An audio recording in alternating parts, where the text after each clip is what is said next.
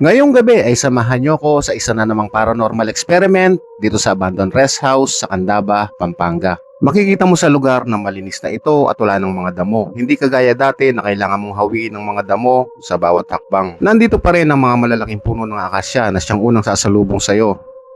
Pero ngayon, ayan, inayos na nila. Oo, inayos na pati yung dininisan na. Pati yung gate, makikita mo na ngayon. Tapos wala na siyang masyadong damo. Talagang wala nang damo. Ayan. Tara. Dito ay linapitan ko ang isang puno ng akasya na kung saan dati ako nakarinig dito ng malaking boses na hindi mo maintindihan ng mga salitang binibigkas. Na dragon fruits. Dito sa part na to, dito ko naririnig yung boses ng malaking tao na nagsasalita sa may malaking puno ng akasya na to. Explorein pa natin yung lugar. May mga kambing na sa taas, pero nung una kami nagpunta rito, walang mga kambing dyan.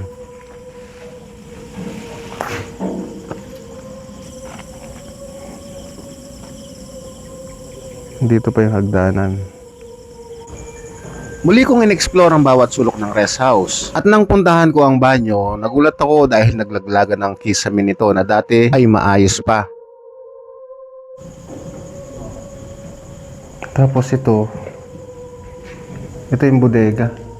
Ay, parang bodega siya, oh.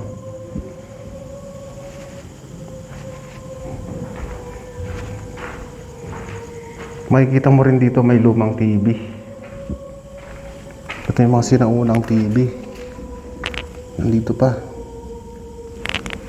May may figurine pa, oh.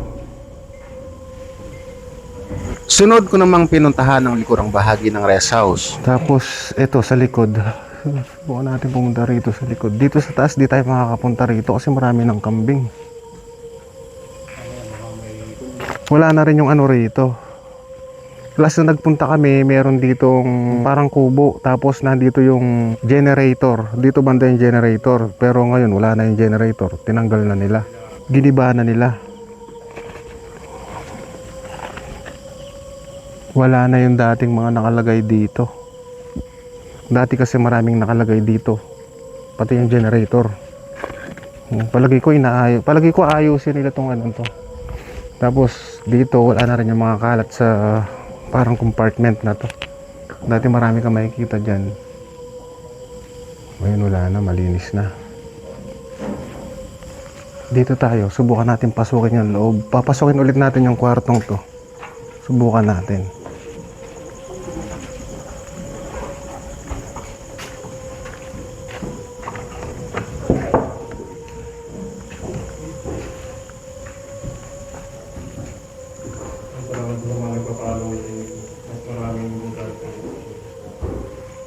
Iba yung amoy dito. Panghi. Marami daw pong gamito. May mga kwento-kwento na yung lababo nila. Wala na rin yung mga thermos dito. Dati guys dito may thermos dito. Ayun wala na rin. Iba yung amoy. Panghi.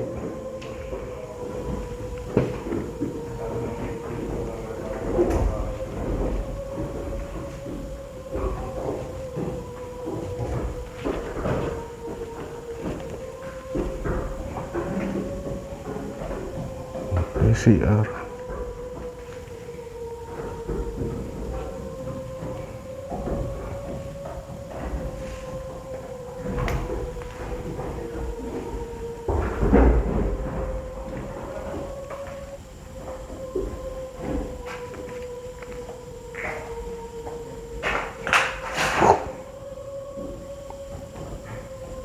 Kumaluskos.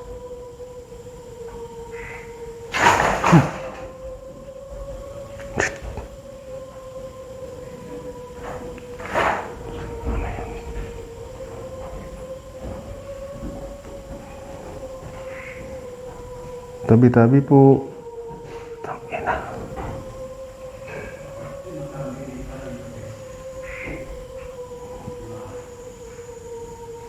Dito sinasabi nila may nambabato raw kasi talaga dito. Tapos yung mga bintana, yan, bintana. nagpapatay ay na yung mga bintana na yan nagbubukas sara pati yung mga pinto. Ayan.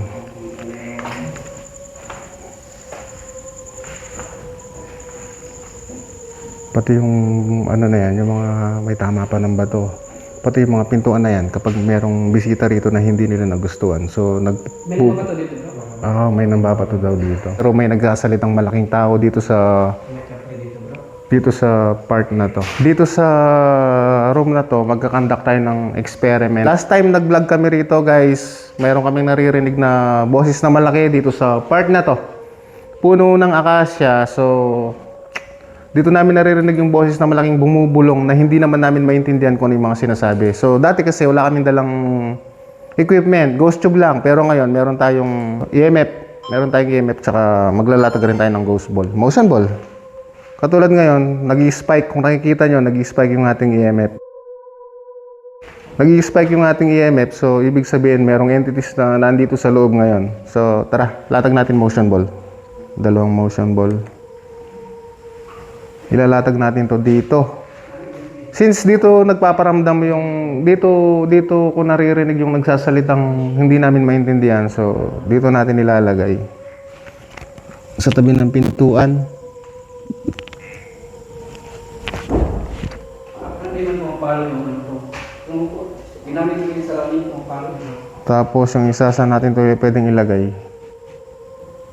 Dito ay kasalukuyan ko pa lang dinalatag ang dalawang motion ball. Dito? Pero maya-maya lang kung makikita nyo, pinailaw na agad ang isang motion ball na nakalagay sa may pintuan. Oh, tangin na umilaw. Nag-uumpisa pa lang kami, umilaw na kagad yung isa ron. Di ba kakalapag ko lang umilaw na? Oh, umilaw na naman. Second time around. So, ayun, salamat sa response. Ayun, medyo accurate yung mga entities na nandito. Wala pa kaming sinasabi. Twice na umilaw yung motion ball na nakalatag sa may pintuan. So, nandito kami ngayon para mag-investigate, mag-explore.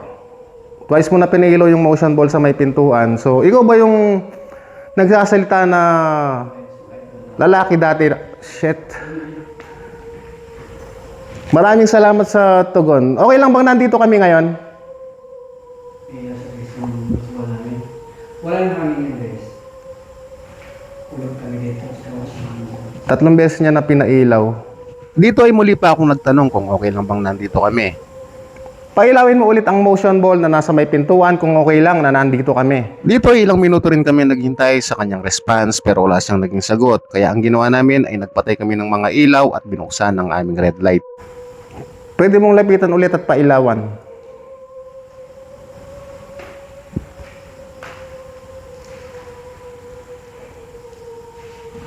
Ilang minuto ulit ang ginawa naming paghihintay pero wala na talaga siyang naging tugon sa aming mga tanong. At ganun din sa hawak naming EMF, hindi na ito nag-i-spike at wala na itong response. Biglang nawala yung presensya niya.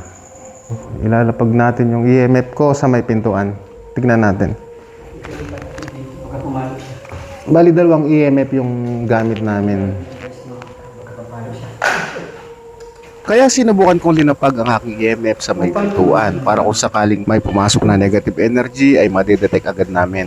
Pagkatapos kong mailapag ang hawak kong EMF sa may tabi ng pintuan ay sinubukan ulit namin magtanong at baka sakaling may makuha pa kaming mga response galing sa kanila. Ang magandang gabi sa yung lahat dito sa kung may expert man dito na ligaw or ano man. Talento o ano man. Kung hindi. Kung nandito kayo sa aming kaharapan, pailaw ang aming ghost ball sa EMF namin. So, kung kayo yung kailawin nyo. Yun na sa daan, ay na sa pintuan. This tayo lang po. Sa pagkakataong to ay wala na talagang paramdam, wala nang response, wala nang kahit na anong sagot sa aming mga tanong dito sa loob ng kwartong to. Kaya dito ay naisipan kong ikandak sa labas ang isang motion ball. So ilalagay natin tong isang motion ball sa labas.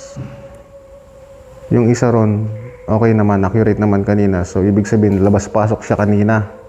Dinadaan-daanan niya yan sa may pintuan na yan. So ngayon wala na siyang response, kaya susubukan natin ilabas tong isang to. Makikita nyo. Ilang bro, kung pag marami isa pwede. So, Sa amin yun. Dito sa labas, walang masyadong hangin. Ano, nangingilabot ako. Nandito yung presensya niya, bro. So, try nating ilabas, isentro natin dito. Dahil wala na siyang response dito sa loob, sinubukan kong linabas yung isang motion ball doon. Kasi kanina gumagalaw yung isang motion ball dito sa may ano ng pintuan. Parang labas-pasok lang siya. So, ilang minuto hindi na siya nag-response. Siguro lumabas na siya ng tuluyan, kaya ang ginawa namin, linabas namin yung isang motion ball dun sa labas. So try natin ulit mag-investigate ngayon. Tanungin natin. Kung nandyan ka pa, pwedeng pailawin mo ulit ang isa sa mga motion ball.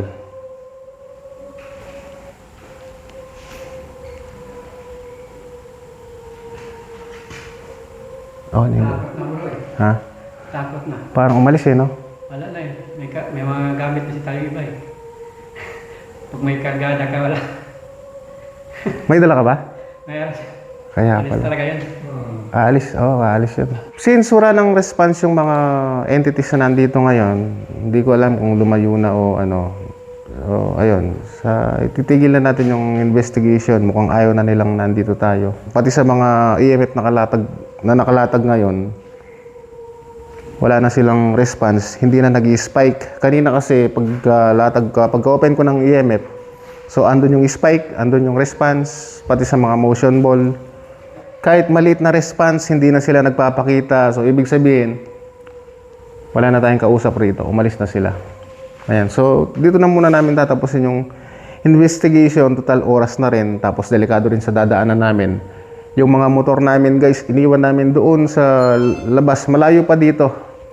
So, ayun. Maglalakad ulit kami. Siguro more than 10 minutes bago kami makarating kung saan nakapark yung motor. So, ayun. Kita-kita ulit tayo sa next vlog. So, yung mga nakakapanood na hindi pa nakapollow, follow na kayo. Importante yan. Malaking bagay sa aming mga content creator yon. So, yun. This is Tam Vibes. Let's break the limit. Let's go.